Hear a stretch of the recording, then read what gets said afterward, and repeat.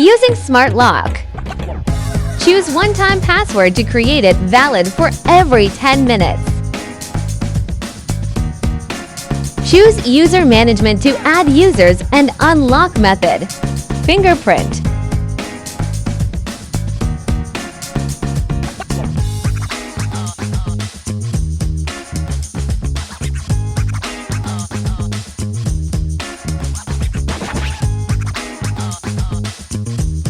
Password.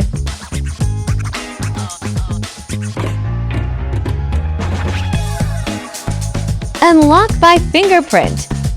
Unlock by password, including temporary password.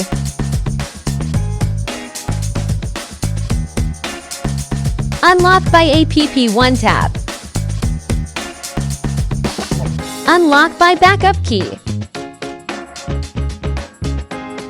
By default, it will automatically lock 5 seconds after unlocking. You can alias the auto lock delay time in the settings. After removing the battery cover on the interior, press and hold the reset button for 5 seconds to reset the device.